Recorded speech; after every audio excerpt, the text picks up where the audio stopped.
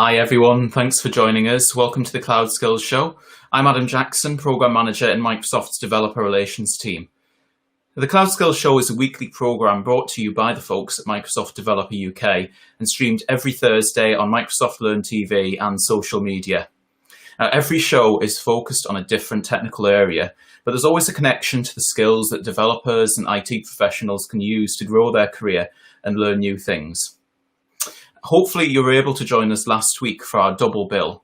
If not, you missed two great shows. The first one was on Hacktoberfest, and the second one was a special event with our friends at Oxford University about their AI Edge implementations course and a demonstration of our new Microsoft Learn learning path called AI Edge Engineer, which is free for everyone. Don't worry though, you can find all of the previous links for our shows at the link on screen. It is aka.ms/CS-S2. Now, on today's show, we thought we'd look back at some of the great moments from Series 1 of the Cloud Skills Show. It's three different areas today. First, we'll meet one of our data scientists in Microsoft's commercial software engineering team. And then we'll see some of our Microsoft most valuable professionals, MVPs. First of all, Chris Sainty, who presented a talk on Blazor, and then David Okeyode, who specialises in cybersecurity. But let's kick off today by watching the interview with Tempest van Schaik. In this clip, she's talking to Amy Boyd, our cloud advocate for artificial intelligence and machine learning.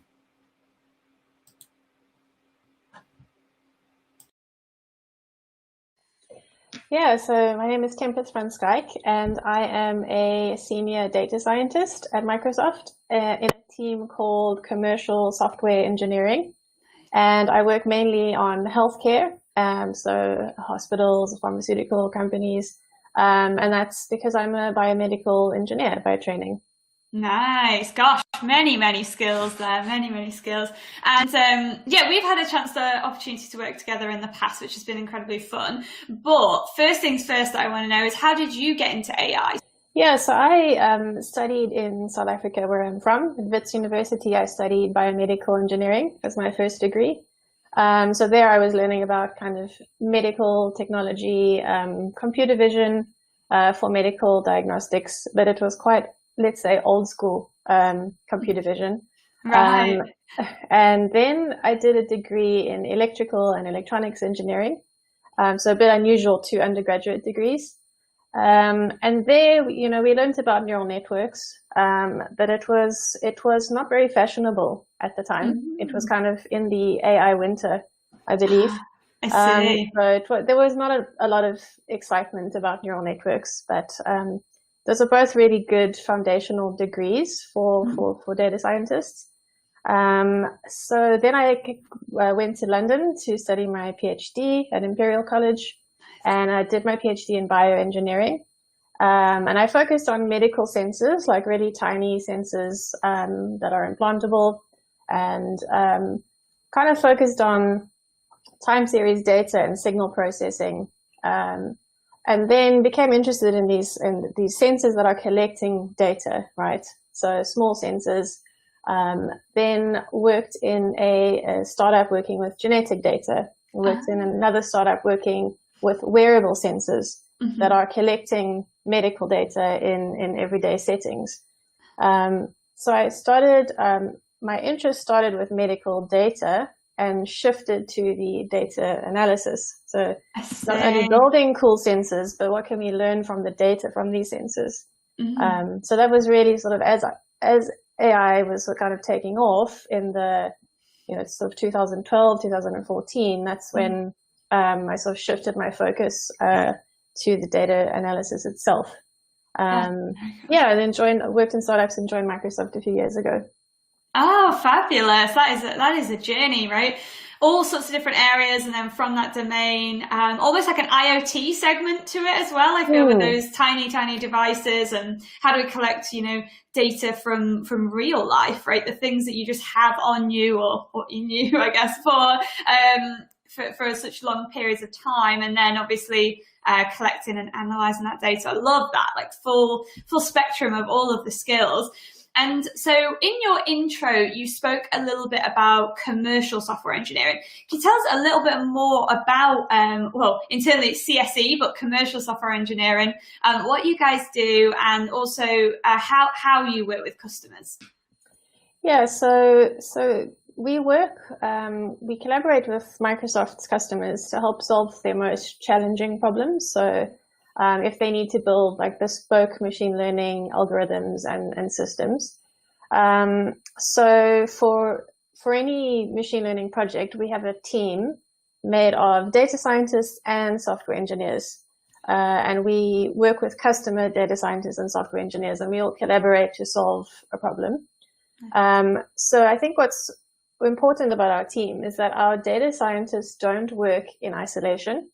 We don't just produce experimental notebooks and then throw them over the wall to software engineers.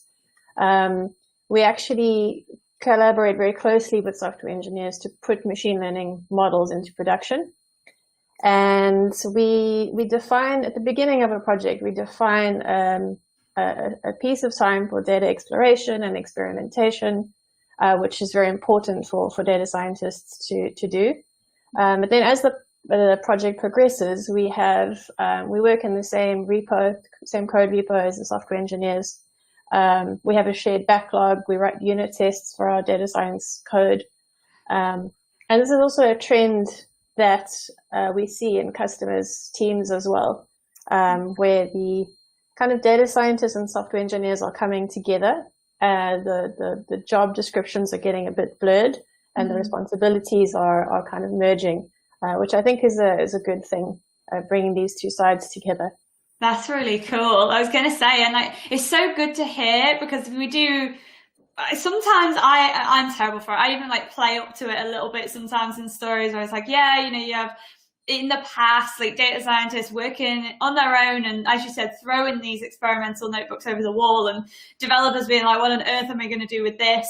It's so good to hear, but also the other way around, right? There's a lot of software engineering practices that are going directly into data scientists' skill sets as well, and allowing you to unit test and source code control and kind of all that good stuff. So it's so good to hear kind of, yeah, the working together and not just the, oh, and I do this bit and you do this bit, which I think we know in tech, like we have to be a little bit more flexible now, almost like, with the cloud, even I've got into infrastructure, and infrastructure is not my area at all, but understanding and appreciating kind of what's going on in the peripherals of the place you sit is incredible. And you obviously mentioned you work in healthcare, and we've talked about a lot of people are saying like right now with the situations that we're in, digital transformation is like being pushed forward. Are you seeing that kind of thing within your industry focus as well? Yeah, totally. So like I said, I work in healthcare and data science. So the COVID-19 pandemic has been definitely an interesting time for us. And I saw, I think it was a joke on Twitter. Someone said, who's responsible for the digital transformation in your company? A, the CTO, B, the CEO, and C, COVID-19. So I've definitely seen that happening. So different organizations are really pushing to digitize their health data. I mean, a lot of it is still paper-based, but if you digitize it and kind of put it on the cloud, then you can actually learn something from it and use that data to gain insights. So there's definitely been an acceleration there. But also I've seen organizations are taking stock of what data they have, what digital data they have. So it's digitized, but where exactly is it? What are the tables called? What information is actually in that database or in that folder? And how is all this data joined up? So I've seen organizations that really tried to suddenly map where all their data is so they can make sense of it.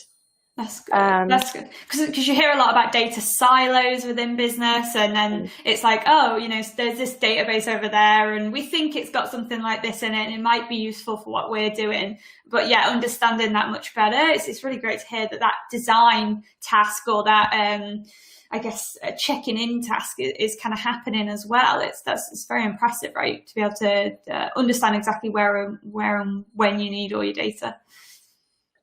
Yeah, and initially, it's interesting to see how the different kind of COVID projects for data scientists have evolved in the couple of months that we've been in this new world.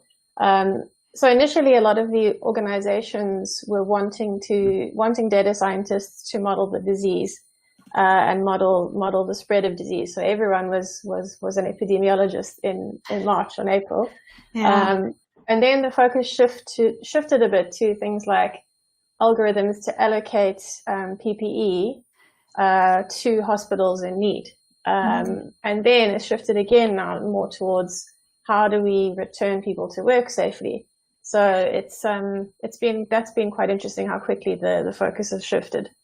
Yeah, I was going to say, like you said, like some of this stuff would sometimes come around in the past and you'd be like, oh no, there's kind of a new focus. But I guess it's when there's a direct need for something and everyone dives in on that problem, which is great, right? We tend to get, somewhere and solve some of these things. So it's incredible to hear what's happening in the space that you're working in.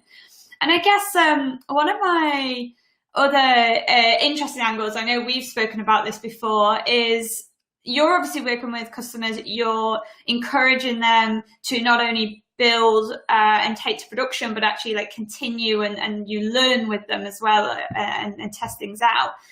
With that obviously comes things moving into production. Are you working closely with people on responsible AI as well, and how they act on it? I think a lot of us know that it's happening. We hear the stories, we understand the products that maybe aren't working as well as we want to when they go out into the real world.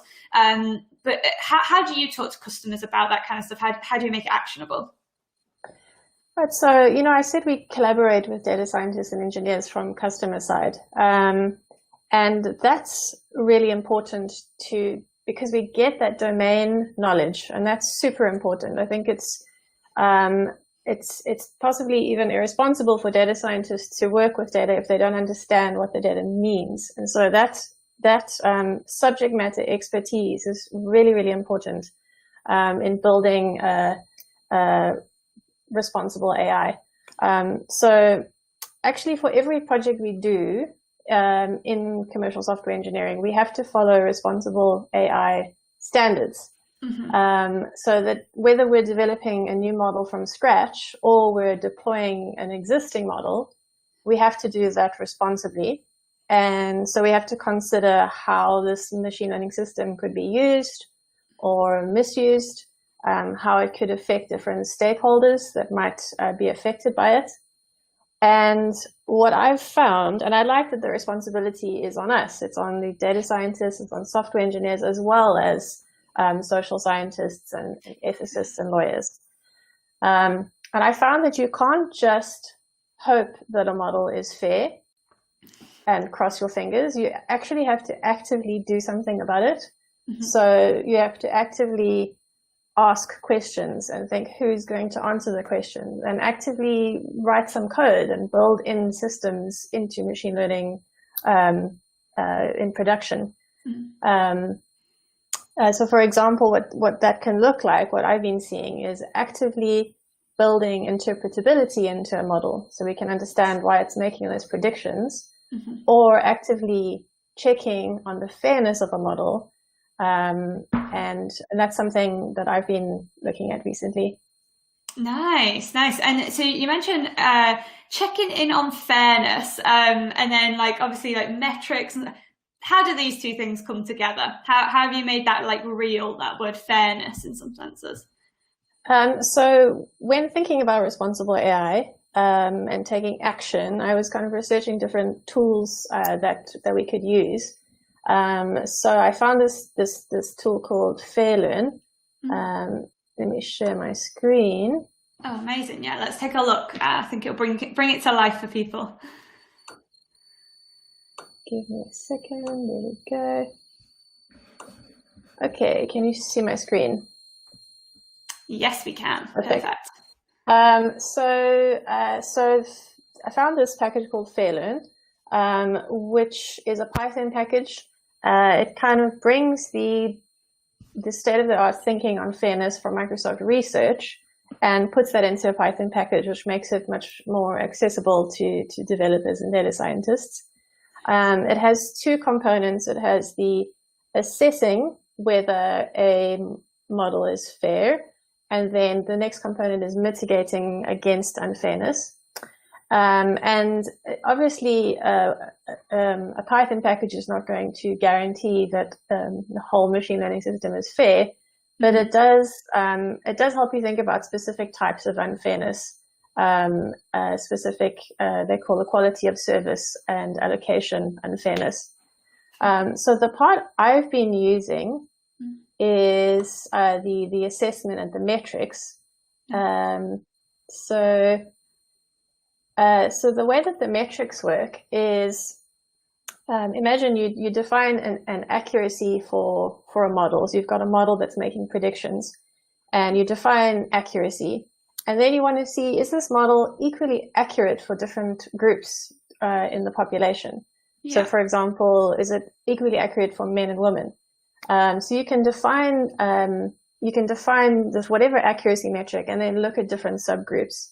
So in addition to the Python package, there's also a dashboard for visualization. Nice. So I think this is looking at earnings for men and women, and you can see how accurate it is for female and male there. And then you can kind of select whichever accuracy metric you like.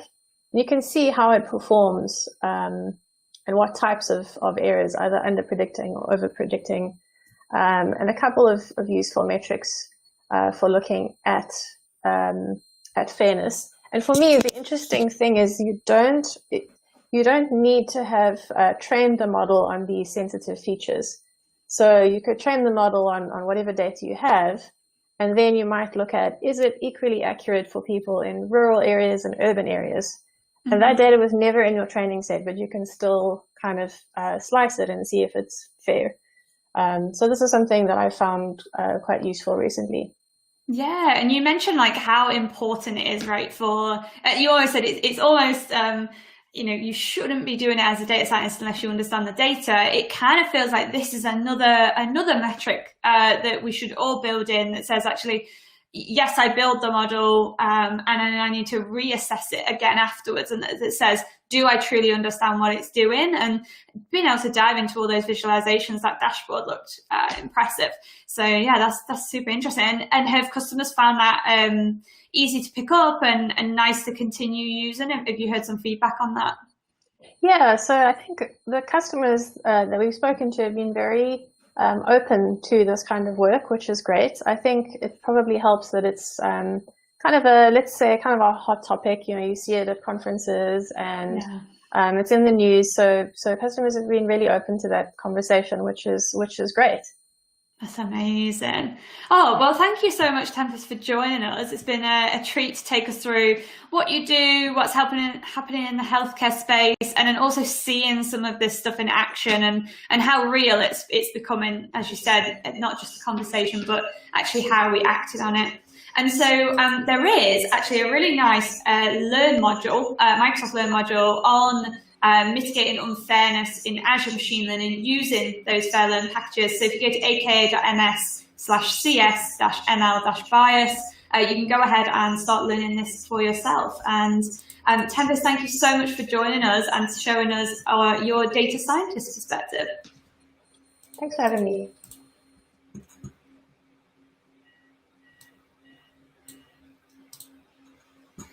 Well, that was a fantastic conversation between Amy and Tempest, wasn't it? And a really great insight into the work that data scientists are doing in the healthcare world. And I'm really glad to say that Amy will be back later this season with some more great AI content from Microsoft Learn. So anyway, coming up next, we're going to meet Chris Sainty, who appeared on the show in September to talk about Blazor, a framework for C# developers. But what exactly is Blazor? Well, let's roll the clip.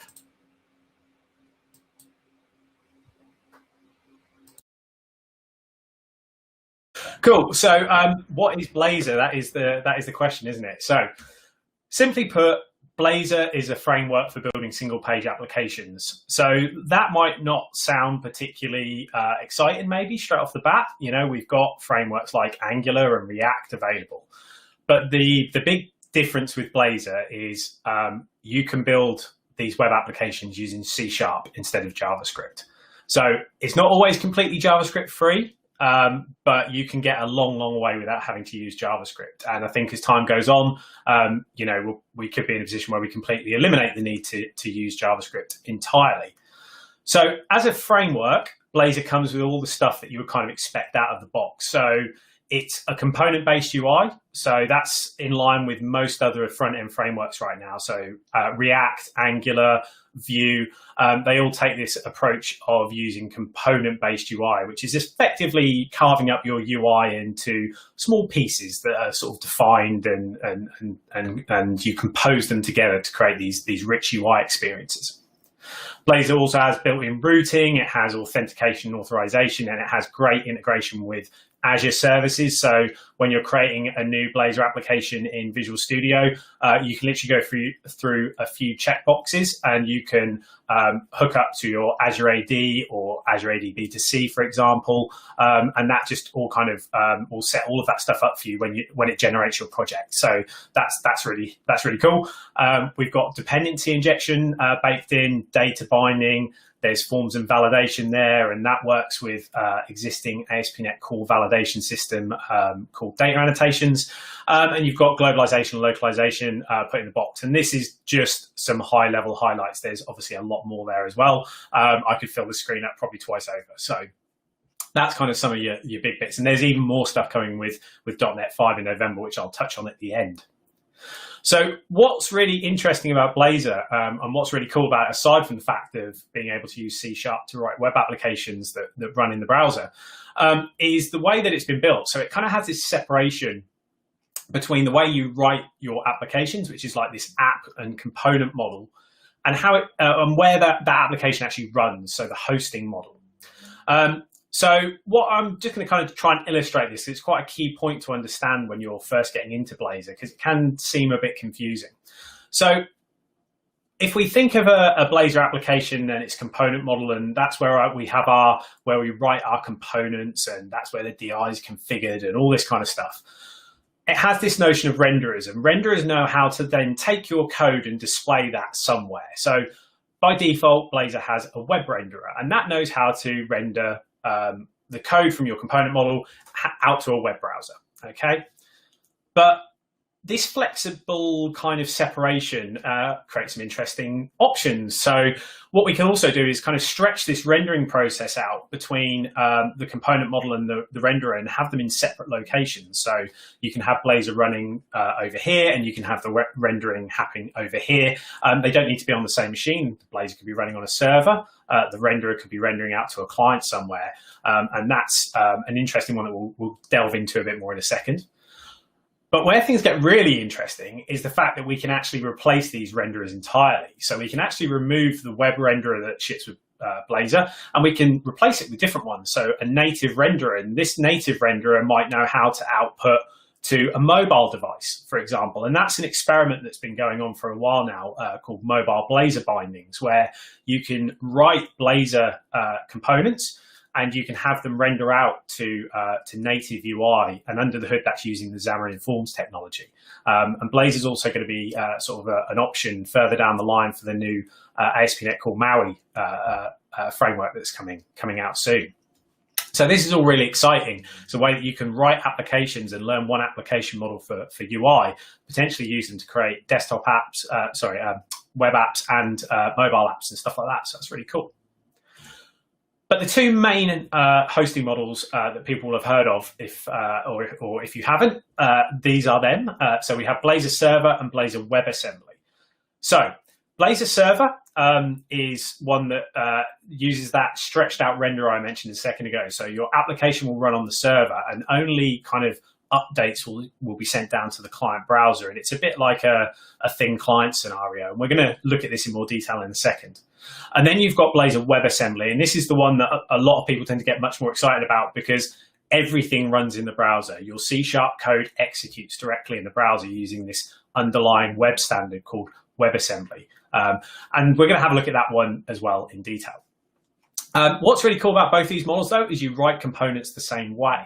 So this is an example of a nice simple Blazor component. This is a counter component, and if you've seen any Blazor stuff before, you're probably sick of seeing the counter component, so I do apologize. But it's a nice, good, simple example. And Blazor components are split into these two halves. At the top, you have this markup, which is HTML mixed with some C#, and that's what we call Razor. And at the bottom, you have this code block. And in there, you can write any kind of valid C# code you wish. In this example, the current count gets printed out in that P tag. And on the button, there, we have this onClick handler. And when we click that button, it's going to invoke that increment count method that's defined in the code block. Okay, so I'm just going to now take a step back and we're going to look at a bit more theory here. So we're going to go through the fundamentals of both Blazor WebAssembly and Blazor Server, and because we really need to understand these two core hosting models before we can really understand which one we want to use to build a Blazor app. So Blazor WebAssembly, the first thing I want to talk about quickly is WebAssembly, because it's the underpinning of this technology. So WebAssembly, which is abbreviated as Wasm, which I think is a very fun word to say, is basically it's a binary code format, and it's really, really fast. In fact, what WebAssembly promises is near native speeds running in the browser, which is a really interesting concept when it comes to web development, because if we can make web apps as fast as native apps, potentially we don't need native apps anymore, which is an interesting thought going forward. Generally speaking, with WebAssembly, though, we don't tend to write WebAssembly directly. You can. There is kind of a textual representation of it that you can write in, and then you can compile it down. But generally, it's a target for higher level languages like C++. So just to illustrate that, on the left here, you've got a C++ method, and on the right is what it looks like in Wasm's textual version. I mean, I probably wouldn't want to write that stuff on the right. That's a bit too low level for me, but if you want to, you could. But yeah, it's not usually the way things are done.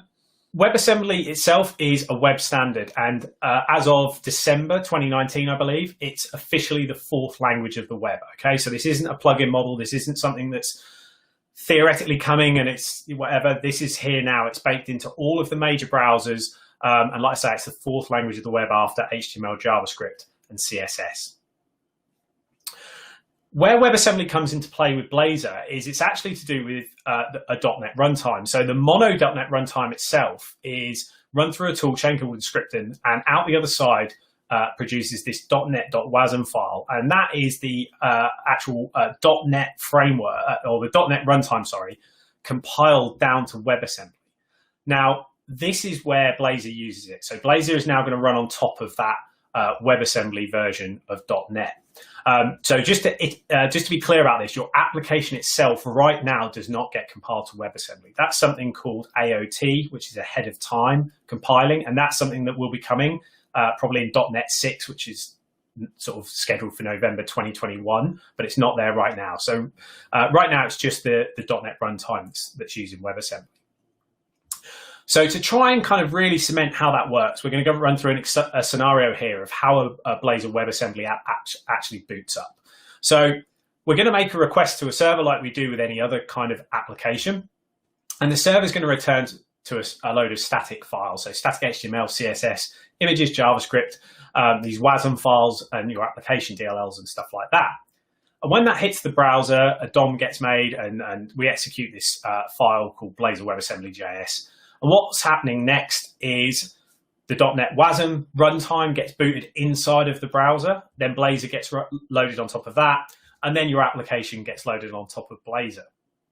So this really is .NET running inside the browser, okay? There's not any kind of weird transpilation going on. We're not secretly making this JavaScript under the hood. This is genuinely a .NET runtime executing real .NET DLLs inside of the browser.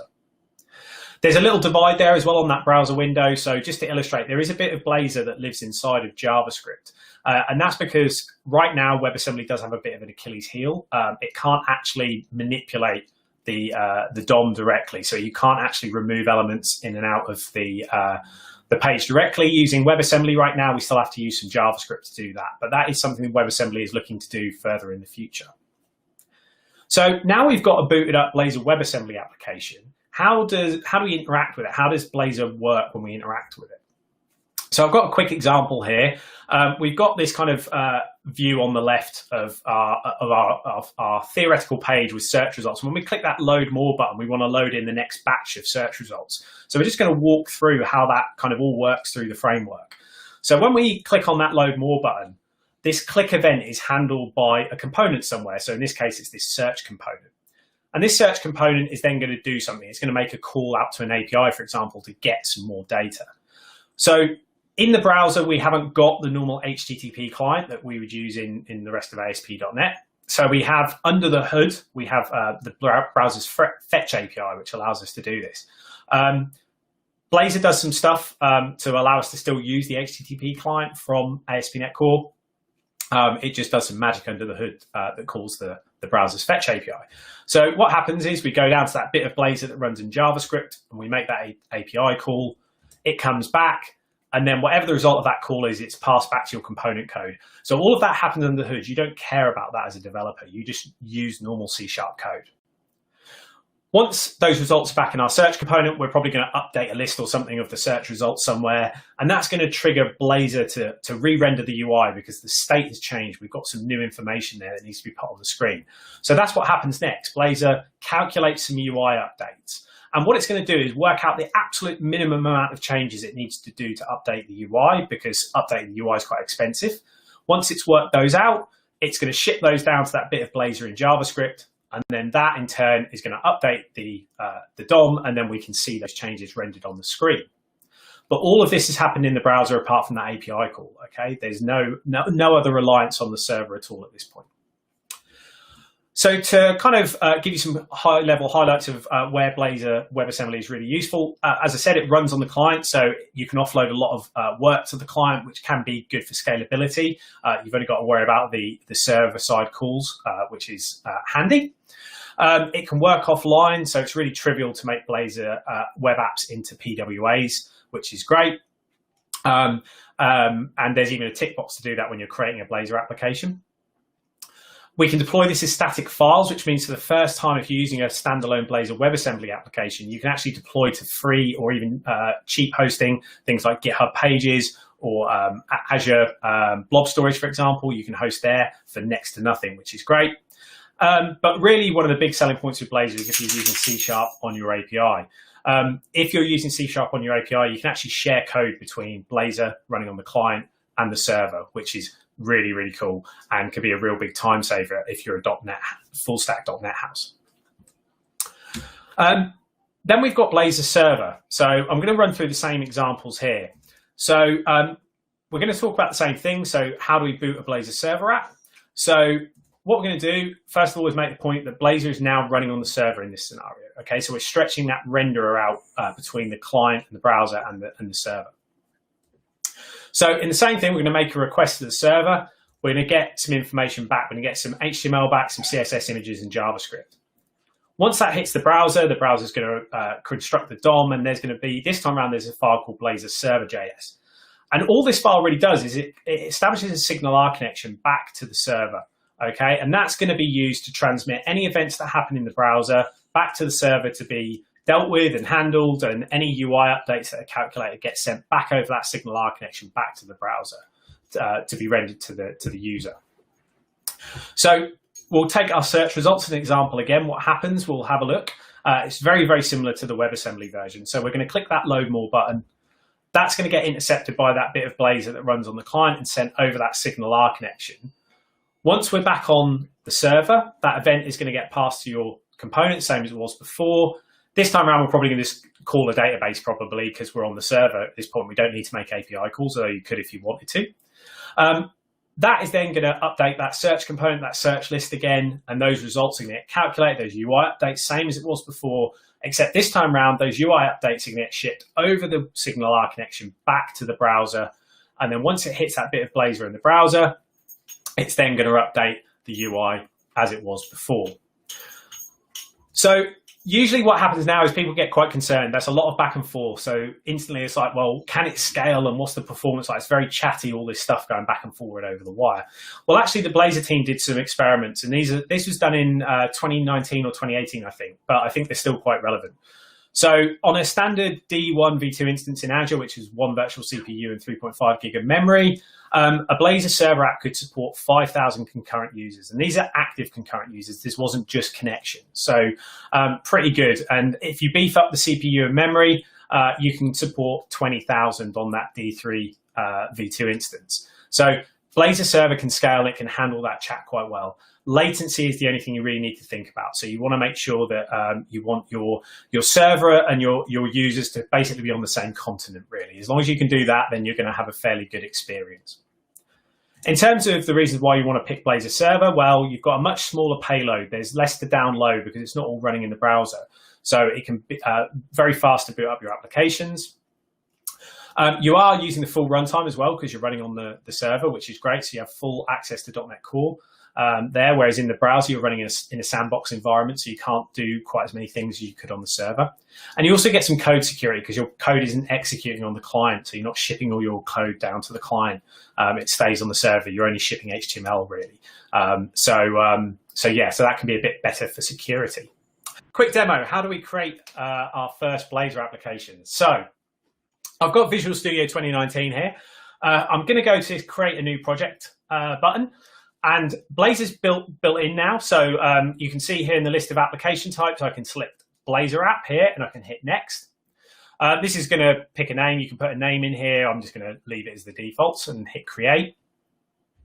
And then we get this second step. So this is where we can pick that hosting model we talked about. Now I'm going to take it off .NET 5 because I do live on the preview line at the moment. So I'll take it back to .NET Core 3, which is the current stable release. And in here, we've got those two hosting model options I mentioned. So we've got a Blazor server app or a Blazor WebAssembly app. So that's where you can make your choice at this point as to what type of hosting model you want to use. I'm going to go with Blazor WebAssembly. So I'm going to go with that one here, and I can just hit create. And then Visual Studio is going to scaffold out that project for us. And after a second, we'll get loaded into the IDE. And now we have our first Blazor app. So if we have a look in here, we have the www root folder. And in here, we have an index.html file.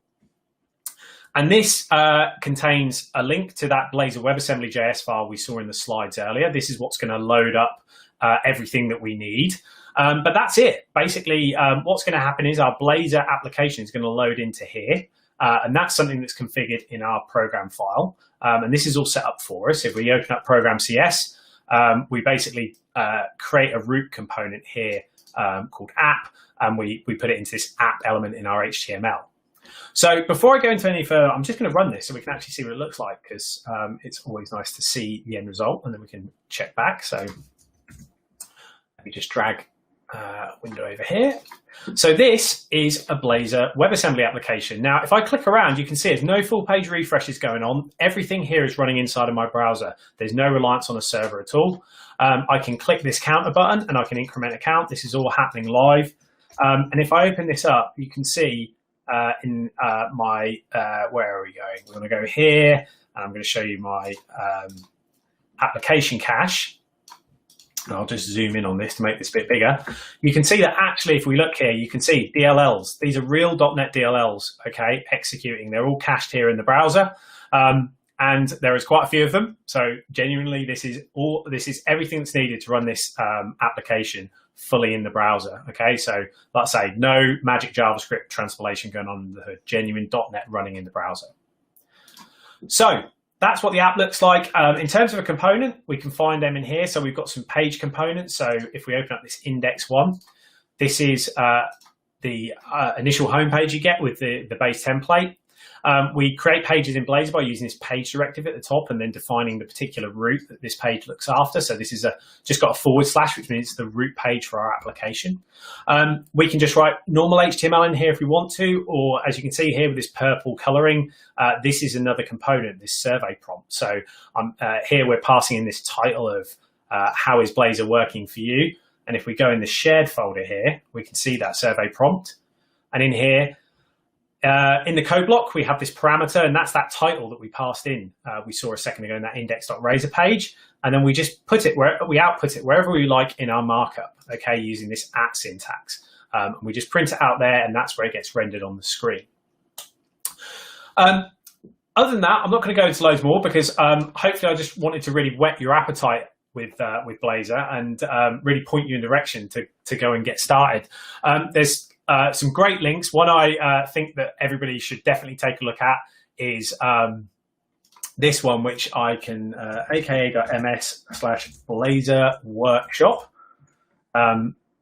here, which you can go to. This is actually been designed by the Blazor team, and you can follow this. It's a self-guided course is the word I'm looking for.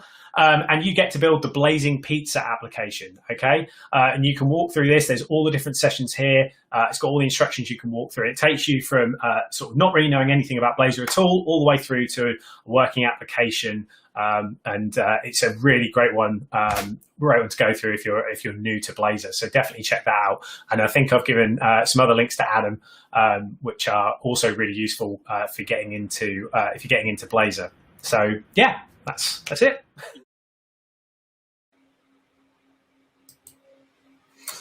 Oh, that was awesome, wasn't it? And don't forget that if you want to see any of the links from today's content, you can find them at aka.ms/cs-s2e2.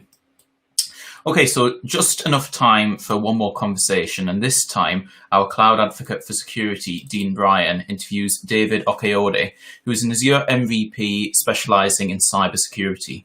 And Dean and I did some filming with David back at Ignite 2019 in Orlando.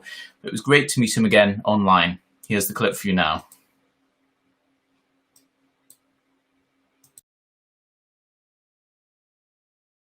David, thank you for coming along and joining us on the show today. We met, I think, was it last year at Ignite in Orlando when we were allowed to travel places? Yeah, that's correct. That's correct. Yeah, so I still remember that. So you came over to the stand that I was working at then. So I was working for one of Microsoft partners, one of the stands, and you came over, and it was just nice to just speak to someone that also has interest in the same area that I have interest, which is in the area of Azure security. So that was how we met. Yeah. Nice, and you're now kind of cloud security architect, a new company since then, right? Yeah. And you're doing a bunch of other stuff, right? You're a recently awarded, congratulations, Microsoft MVP. So yeah, I'm so glad about that. There. You can see sort of like the plaque over there. Oh, nice, yeah, love that. There. Yeah. But also one thing, just to kind of shameless plug, maybe you've also just recently started a new meetup, right? Yes, that's correct. So I started a new meetup called just Azure Security Meetup, and the main focus being to bring another side of a security conversation into Azure.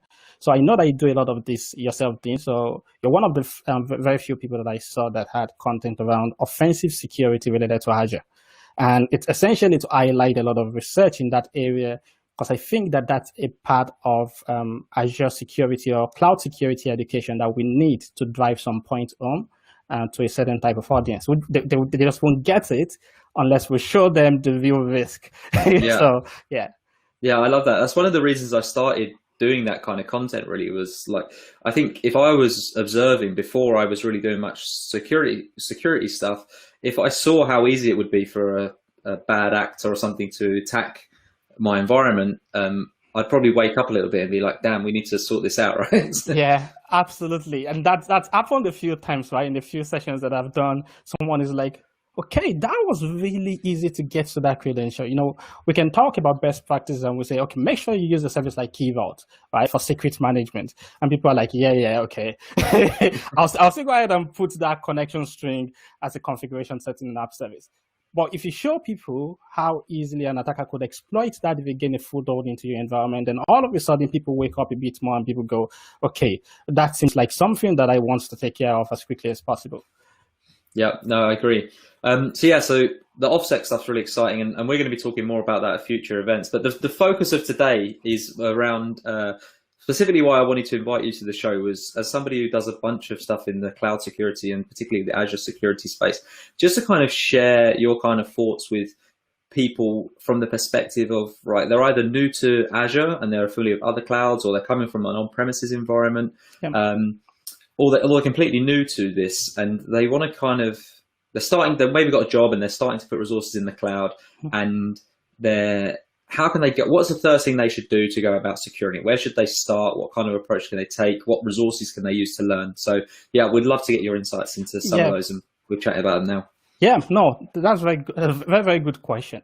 So I actually took the journey myself. So I worked in just as a network security specialist in my former life, right? So and then I took the journey of transitioning over and just upskilling myself to become a cloud security specialist and then cloud security architect.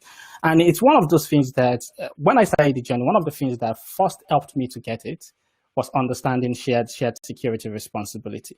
Right. So even though I expect that a lot of people should be aware of that at the moment, it's still shocking to me, like how many people I speak to that still don't understand shared security responsibility and the implication of that in the whole conversation around just cloud security as a whole. So that's probably where I'll just say the starting point is you want to understand what your responsibilities are when it comes to security.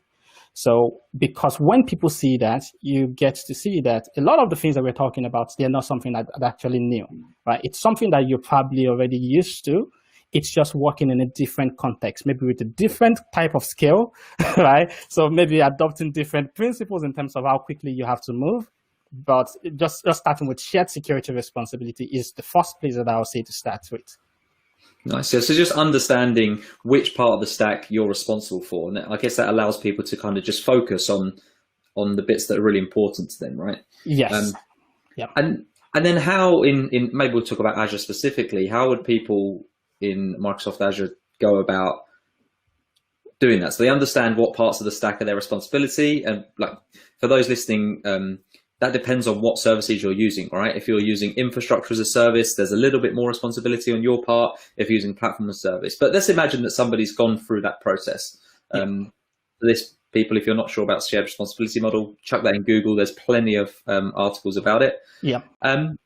How would they then, like, what would they then do next about, what would they then do next? I see you've just pulled up there. Yeah, I've just pulled up that document because again, it's just one of those things that just clearly highlight it, right? So it clearly highlights and says, so what we're talking about, if you're using a service that fits into the infrastructure as a service model or platform as a service or software as a service, you can see that the responsibility sort of varies between the different models.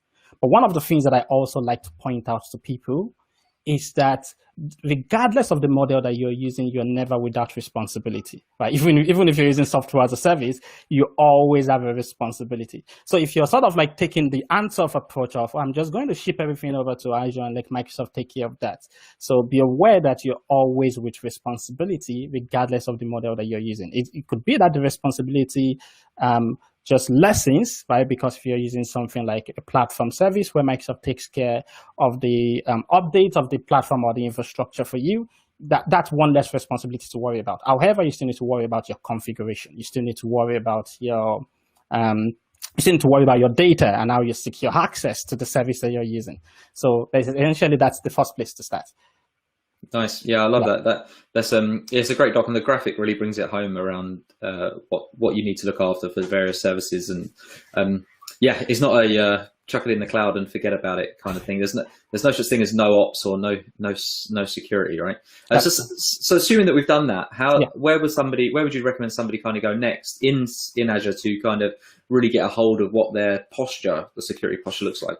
Yeah, so one of the, and thanks very much for actually even using that term security posture, because that's one of the first places to also start, right? So when you're starting out with security in Azure, there's different levels of maturity that we can talk about. However, the foundational one that you probably want to handle as quickly as possible is number one, what do I have in the cloud? Number two, how are they configured? Because if you look at one of the top reasons for cloud breaches, it's because people misconfigure stuff they have in the cloud, or people do not know what they have.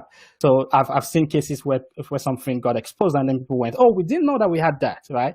So understanding number one, what exactly do I have in the cloud? So in Azure, for example, you know how many Azure accounts do you have in your organization, right? If you're an InfoSec person. So that's something to find out. Different ways for you to use to find out, right? There could be shadow IT. You could, you maybe have to monitor some network logs and see people that are going to portal.azure.com in your organization. Go to talk to your finance department. go check out what they're paying for. Who's paying for what? Are they paying for anything relating to Azure? So you first have to find out what do we have in Azure, right? And then once you have that, then the next thing is, number two, are we following best practice in how we are configuring this? And the best service for that to start with is Azure Security Center. Azure Security Center is just an amazing service. So for those that are not aware, just make Azure Security Center simple. It does three main things. It does many things beyond three main things, but that's the three core things that Azure Security Center does. So number one thing is it uses something called Azure Policy to monitor our Azure subscriptions and the resources that we have in them. So that way it's going to automatically alert us to say, hey, you have a service here in your Azure subscription, and this service is not configured according to security best practice. So that will help to quickly get a hold of what our security posture is. So, but Security Center, what I like about it is it takes that further to extend to compliance. So it does what I call cloud compliance posture management. So apart from just security focus, it also compliance focus to say if you have certain compliance frameworks that you need to meet in your organization, rather than you having to go dig it up by yourself. Okay, what do I need to have configured in Azure to be GDPR compliant and all that stuff? Security Center has done a lot of that where you could just hook it in, works with security with Azure Policy to do a continuous cloud compliance posture assessment of your services. And then finally, it does just threat protection, where it could look at some of the logs of some of the services. So for example, I personally like the Azure SQL threat protection capabilities that it has, being able to identify different types of threats that we could find out by ourselves, but judging by how difficult it is to get security talents these days, it's probably not something that we have enough time to spend doing that. So Security Center just simplifies that by running through these logs and identifying just indicators of compromise in our environment or to these services and just highlighting them to us. So that's where I would recommend to start with, right? So start by understanding what do I have in the cloud, what cloud accounts do I have, what do I have in them, and number two, how they configured securely. Those are the 2 points I'll probably recommend. Nice, yeah. It's funny how much inventory management kind of gets overseen, right? Just like knowing what you have, especially in larger organizations, and it's more of a challenge than we probably give credit to the people that actually have to go and find out. I remember working in I'm talking back in 2012 now, working in I worked for a different organization then, and we were doing an internal audit, and it was a very large on-premises bunch of data centers estate. And I was working in the SOC at the time, trying to protect our own assets. And firstly, I did exactly the same thing, right? Let's go and see what we've actually got, right? And in a multi-billion-pound company, that was pretty hard, right? We were finding servers sitting under people's desks and all sorts of stuff. So I mean, the cloud makes that a little bit easier. You can query APIs and things like that. But yeah, it's still a pretty difficult challenge for people to kind of get that. And that's absolutely true. Yeah, so that's absolutely true, Dean, what you just brought up now. So the cloud does make some things easier when it comes to security, because sometimes we can tend to focus on sort of like the challenges of cloud security. And there are challenges, right? So, but there are also benefits, right? So for example, we have things, we can query things via API and just do a continuous assessment. And also some responsibilities, like many organizations actually have gaps in their on-premises environment, and transitioning things over to the cloud can actually help them fill those gaps more quicker, because maybe they don't have budgets to be able to go purchase whatever tool that they need. One of the questions I used to ask people when I do like an Azure security talk in the early days was I used to ask them to say, how many of you work in an organization where you have $1 billion to spend on security every year? It's like very few hands go up. I'm like, but that's exactly what companies like Microsoft do, right? So they're able to invest every day in security, and then a small, medium organization or even an enterprise organization can take advantage of that by adopting the platform. In some cases, that can help to fill some of the gaps that we currently have on premises. Yeah, nice. I love that. And then the Security Center thing you said about the posture management is great. And there's one feature of Azure Security Center that I'm sure you've used, and people that are new to it, I think it's a really good way to almost gamify the compliance management of system, which is the secure score, right? So yes. I love that I can log into Azure Security Center and I get like a score of how secure my environment is against my policies. Yeah. And I can dive into the recommendations, right? I think I really like that feature. I'm sure you use it yourself. Yes, it's an amazing one. And I like that Microsoft, they do that with Security Center, but they also extend it to other products, security products that they have. It just sort of helps to set goals much more easily, right? So I can get a snapshot of what my security situation looks like. And then I mean, having a basic understanding of the higher the score that I have, the lower the risk that I have in my environment, or the lower the score, the higher the risk. So I'm trying to get to a higher score and then lower the risk that I have in my environment. So it just helps an organization or an InfoSec team to prioritize and manage their security efforts. And that's the advantage of something. Yeah, that's great. I really love that. And I must say, actually, I know we haven't got too much time together left in the show, but there's another feature that I think is definitely worth people knowing. And you said you came from a network background, and I myself come from a network background. So one feature in Security Center, which is a small feature, but it's a powerful one for people, is the just-in-time access for virtual machines, which I'm sure all of us have been guilty in the past of opening up RDP or SSH ports from the internet so we can administer and manage our resources and in the cloud. That happens too, right? People spin up a VM and they open RDP or SSH. But what just-in-time access gives us is the ability to kind of, well, two things: control that and keep it closed most of the time, which is good, but also to audit it as well, right? Yes, exactly. And especially if you have an organization. So for many people that probably just adopting Azure, or even people that have adopted Azure for a while, there's this concept of privileged access workstations, where people have this workstation that's dedicated to do just high privileged tasks in your environment, right? And that's something that you probably want to protect a lot, and protect the management part and access to them.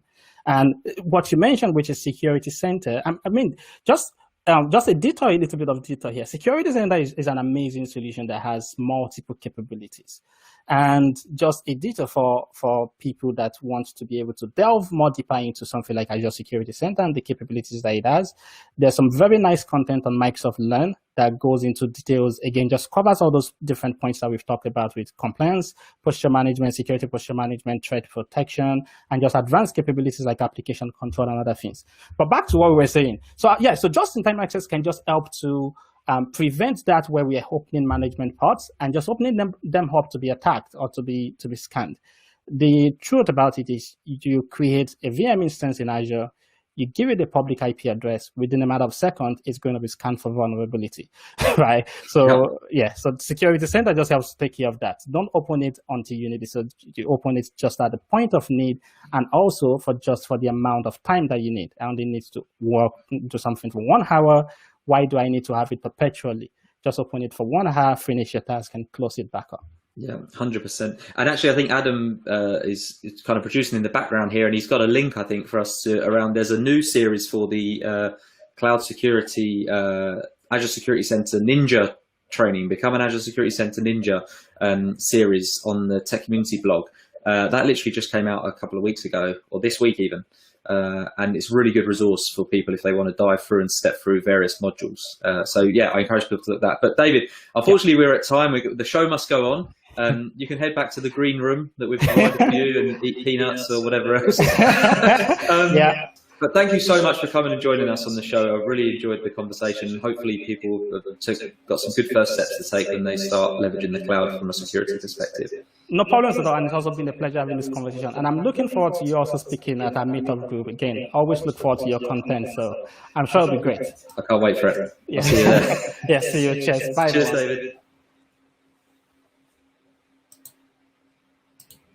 Oh, some great resources there. And don't forget that everything is linked at aka.ms/cs-s2e2. You'll also find a recording of this program there too. Now, next week on the Cloud Skills Show, we're talking Power, or Power Platform, that is. We're going to meet some of the community around the Power Platform, and we're going to be discovering about Power Platform fundamentals, how you can learn more about what Power has to offer. In the meantime, thank you for joining us for this special revisited episode of Cloud Skills Show. I'm Adam Jackson. I will see you at the same time, same place here on Learn TV. Bye for now.